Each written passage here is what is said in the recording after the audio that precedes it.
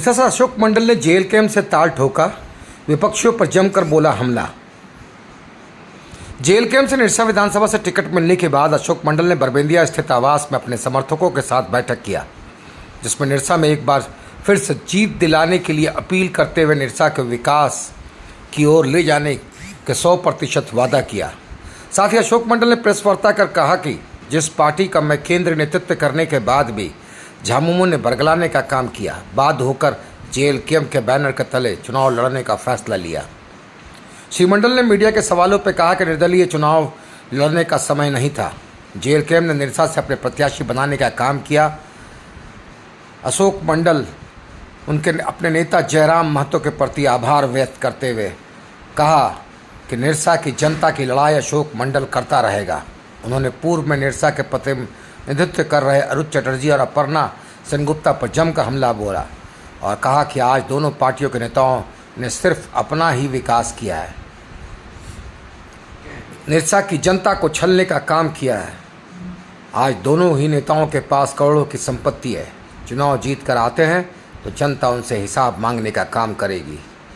वहीं उन्होंने निरसा की जनता से अपील किया है कि अपना कीमती वोट देकर उन पर एहसान करने का काम करे ताकि अशोक मंडल उनका हमेशा से ऋणी रहेगा।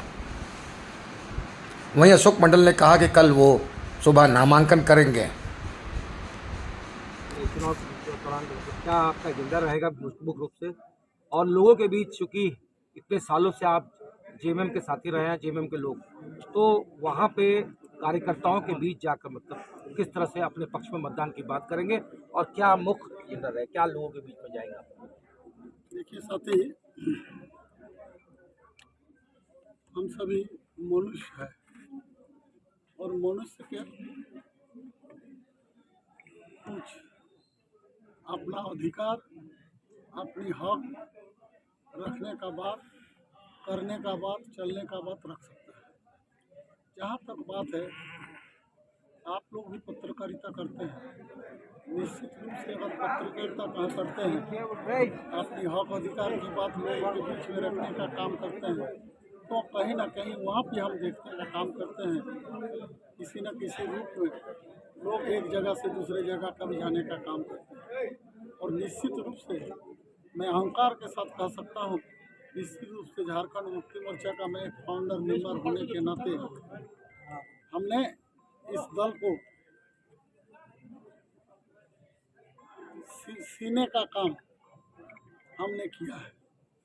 और जब हमने 2 से 3 बार यहाँ पर चुनाव लड़ने का भी काम झारखंड मुक्ति मोर्चा की ओर से किया, और जब झारखंड मुक्ति मोर्चा का एक कार्यकर्ता अपना हक अधिकार के लिए लड़ाई जब करता है, गांव के लोगों के, समाज के लोगों के लिए, पार्टी के लिए भी अपना अधिकार को जताने का जब काम करता है, तो निश्चित रूप से वैसे कार्यकर्ता को भी सम्मान मिलना चाहिए और उसको हक अधिकार मिलना चाहिए। मुझे आज के दिन में लगा कि वर्तमान समय में आज से 25 साल पहले जो झारखंड मुक्ति मोर्चा था, आज वो झारखंड मुक्ति मोर्चा आज के दिन में नहीं। एक समय था झारखंड मुक्ति मोर्चा लोगों का हक अधिकार की बात कहता था। आज मुझे लगता है उस जगह से वो डिफर करने का काम किया है, जिसके कारण बहुत सारे राजनीतिक दल के लोग प्रतिक्रिया प्रतिदिन देने का भी काम कर रहा है। साथी, पूरे झारखंड के अंदर में एक हलचल पैदा करने का भी काम हो रहा है। साथी, बोलिए।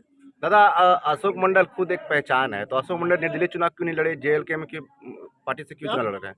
अशोक मंडल खुद एक पहचान है, तो अशोक मंडल निर्दलीय चुनाव क्यों नहीं लड़े? वो एक जेल कैंप पार्टी से क्यों चुनाव लड़ रहे हैं? देखिए, हमको अकेले चुनाव लड़ने के लिए हमको अलग एक अपना रजिस्ट्रेशन कराना पड़ता है, और आज के दिन में JKLM के नाम पर जयराम महतो जी जो लड़ाई लड़ रहे हैं, और उस लड़ाई के साथ अशोक मंडल का भी मन में और दिल में ठीक उसी तरीक़ा से लड़ाई अशोक मंडल निरसा में बराबर जब से राजनीति करता है लड़ने का काम करता है।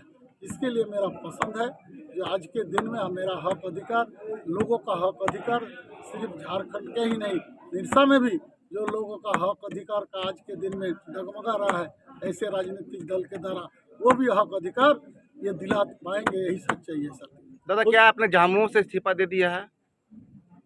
इस्तीफा तो नहीं दिया हूँ, लेकिन दे दूंगा। ये कोई बड़ी बात नहीं है। इस्तीफा जब आपके साथ हमने क्या बोलते हैं झंडा लेके क्या बोलते हैं पार्टी ज्वाइन करने का काम किया, 1500 कार्यकर्ता के बीच में सारे बात को रखने का काम किया, तो मुझे ऐसा क्या कारण है झारखंड मुक्ति मोर्चा का सदस्यता मुझे रखना होगा? ऑटोमेटिक वो खत्म हो जाता है, हो जाना चाहिए।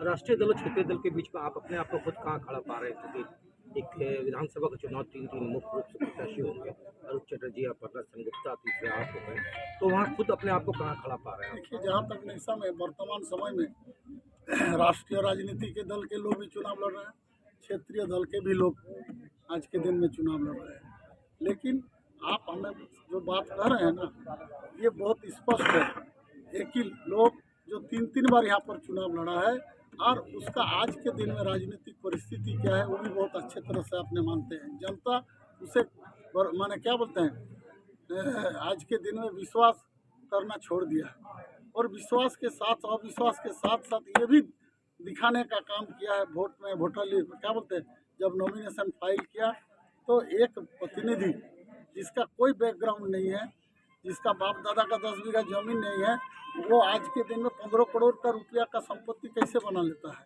उसका आज से 2019 में जो प्रॉपर्टी का वैल्यू था, आज वो प्रॉपर्टी उसका 10 गुना कैसे बन सकता है? तो निश्चित रूप से वैसे लोगों के साथ जनता ने नकारा है और जनता ने अभी भी नकारने का काम करेगा।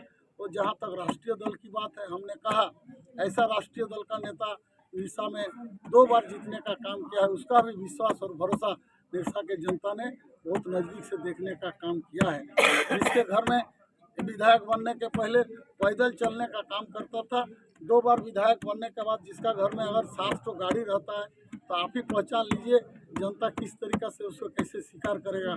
और उसमें निश्चित रूप से अशोक मंडल बहुत खरे उतरेंगे, यही सच्चाई है। जनता का आशीर्वाद देती है तो वैसे लोग जिनके खिलाफ आप बात